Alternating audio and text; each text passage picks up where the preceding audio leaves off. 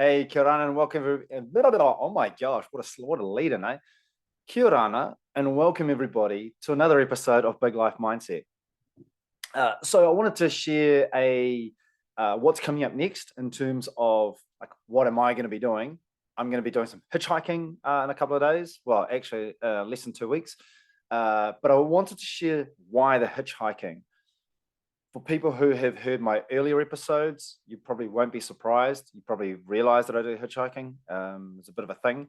But for many of you who are kind of just recently joined, you probably haven't heard about a lot of the benefits that I've been able to draw from hitchhiking, which is just mind-numbingly amazing. And that's not to overstate it either. Funny, right? So in a couple of weeks, I'm going to go from Wellington, which is where I stay, up to the Coromandel, which is about 7 hours drive away. And then across to another part, the main city in New Zealand called Auckland, before I get down to a town called Waiuku, which is where I'm going to one of my cousins. She's having her wedding there. It's going to be badass. I could fly to Auckland, absolutely. But there's the attraction of hitchhiking is just, it's too good to turn down. Something that many people don't appreciate with hitchhiking is there is absolutely a risk in hitchhiking. I'm not going to water it down or ignore it. What I've found with hitchhiking is here's an analogy. I'm a parent, right? I'm a dad. And if I think about one of my kids being abducted on their way to school, as they walk to school, my perception of that risk is up here. It's not really, I'm just using this as an example. I don't really think it's up here, but for the point of this exercise, let's just pretend that I think that my kid's being abducted on their way to school is like really high. Oh, if you're not watching on Spotify, get onto the Spotify channel, man, so you can actually see how high my hand is. Let's just imagine, if you can't see it, that my hand is above my head right now. This is where the perception of risk is. Now, if you look at the hard facts of kids being abducted on their way to school, now, I know it gets shown in the news, and I know it happens. I'm not an idiot. But the actual likelihood of my kids being abducted on their way to school is right down here. Once again, if you can't see, just visualize it's really low. The perception of risk is right up here. The actual likelihood of this thing really, like this thing happening, is way down. It's really down. It's really low, sorry. Not to say it won't ever happen or it can't happen. It's just about recognizing the difference between the perceived risk versus the actual risk. Cool. So that's probably a good place to start. Also recognizing that there are some gender imbalances here as well. If I was a female, the likelihood of that risk is going to go up. I don't know how high it's going to go up, but I'm sure it does go up. Something that I found just mind-blowing actually when it happened was I was backpacking with one of my good mates, Ben, and we saw a lady who was backpacking through there. I can't remember what she was. She was Nordic, blonde hair, blue eyes, hitchhiking alone. And she was going through like backwater India as well. And she kind of shared her view on that whole perception versus actual risk. And like I say, it made the knowledge of this and her sharing this was so jarring. It kind of went counter to everything that I thought. Once again, not to say that there's no risk, just to say the difference between the two, right? So anyway, added to that, let's keep going here. Added to that is I've been blown away by how many women I know and have met hitchhike or have hitchhiked way more than I had imagined. I think I'd imagined zero. And there's at least double digits of the people that I've met. And these are people I've spoken to. This is not, oh, I know someone who knows someone. I mean, I actually know the person. I've had a physical interaction with them in some way. So, that's kind of just getting that whole risk discussion captured, and let's kind of push it to the side now. Okay, so we acknowledge that there's risk. What I find is that when I'm standing on the side of the road, when somebody's driving up towards me and I'm putting out all this nonverbal communication, all these signals, I'm a good person, I'm a friendly person, I'm a safe person, then no matter what I do, no matter how much I know about those levels of risk and all the rest, there is a tiny part of me, not even subliminally, it's conscious. There's a tiny part of me that'll be sitting right back there, and it will be thinking, please don't kill me. Please don't kill me.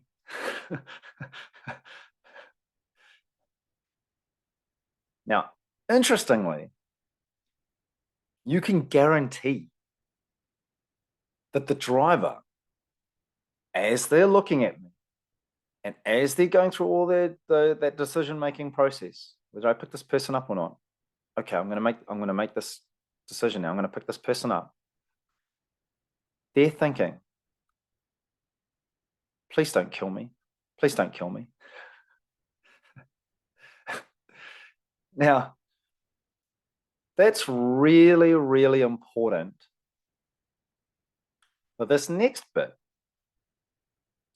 So you've got these two people, myself and the driver, that have this deep-seated awareness of the risk that is involved here, and what it could mean to us.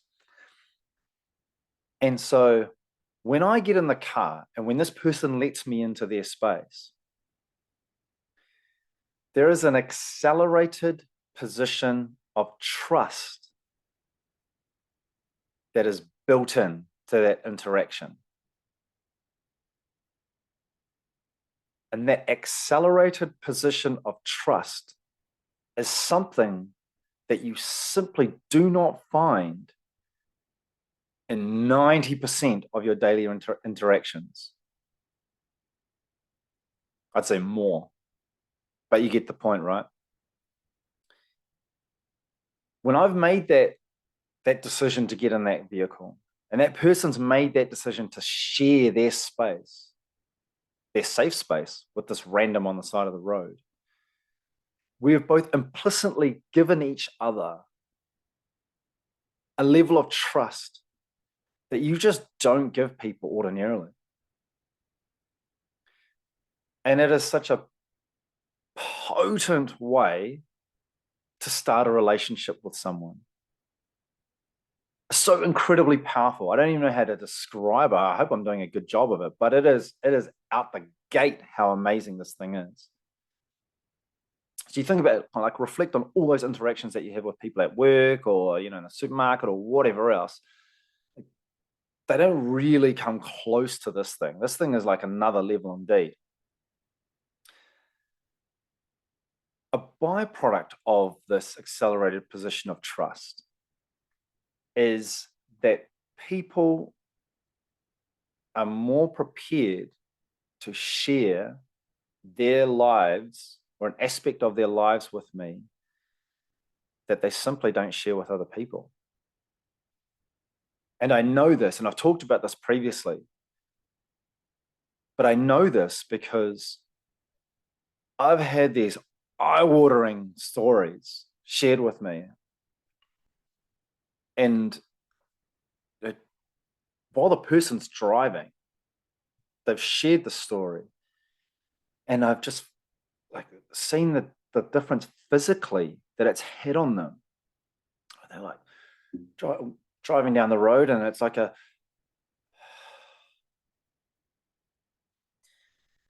And you can see the weight.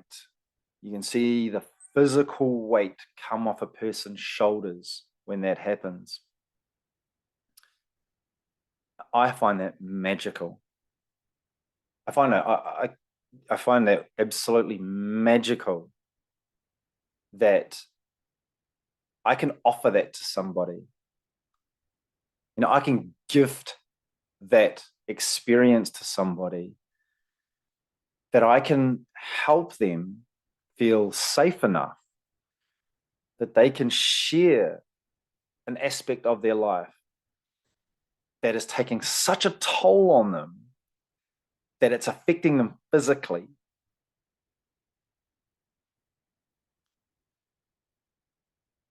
It's badass. It really is.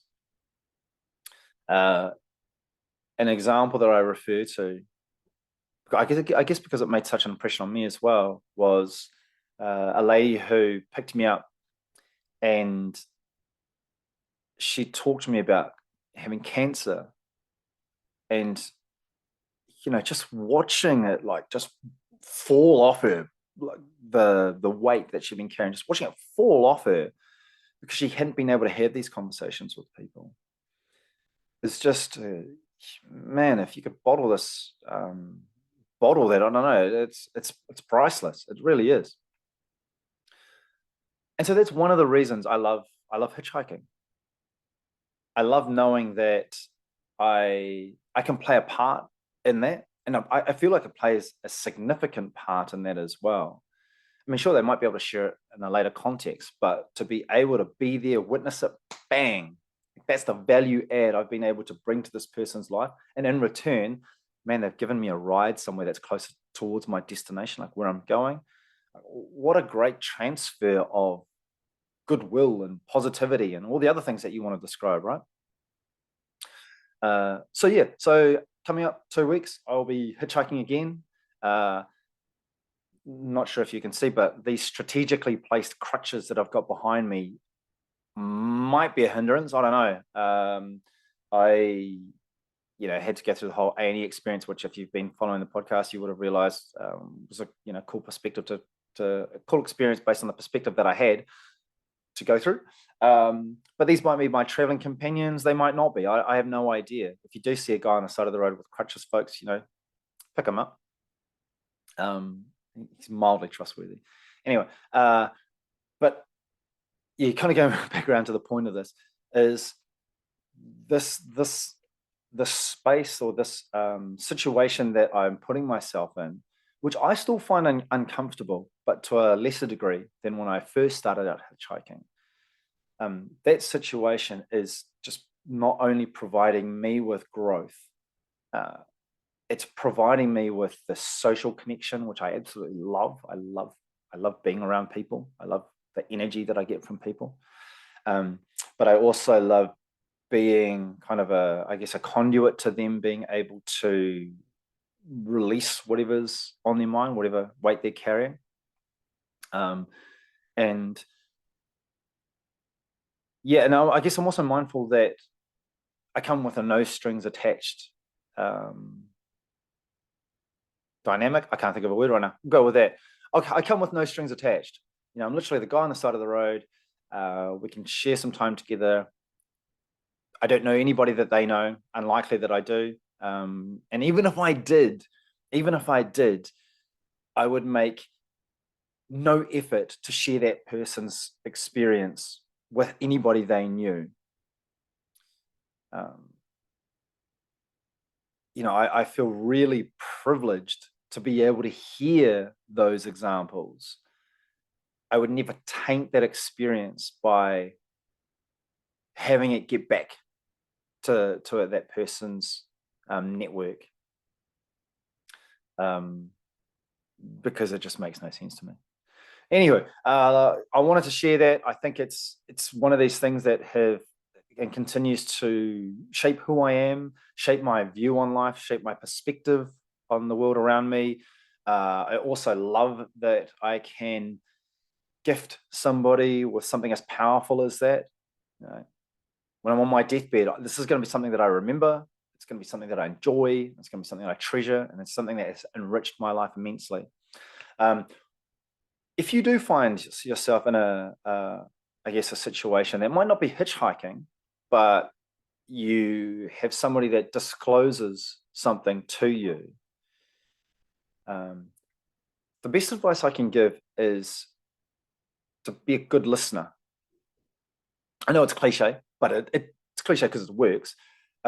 But don't go in there looking for a black cat story. If you don't know what a black cat story is, a black cat story is like a person says, "Oh yeah, I broke my leg the other day," and then the person with a black cat goes, "Oh yeah, I broke 2 legs the other day." You know, don't be a black catter. Debbie and I love saying this, but yeah, don't own the black cat or the blacker cat. You just don't need to. Just listen to what that person's saying, and yeah, you'll be staggered at the difference that you can make in their lives. Awesome. Okay, thanks everyone again for joining me. This one was short and sharp. I'll obviously fill in the backstory about when I go hitchhiking, what that journey looks like, assuming I make it back, right? Anywho, click follow, click subscribe. Please do rate it if you're on Spotify, and I look forward to catching up with you again. All right, peace out.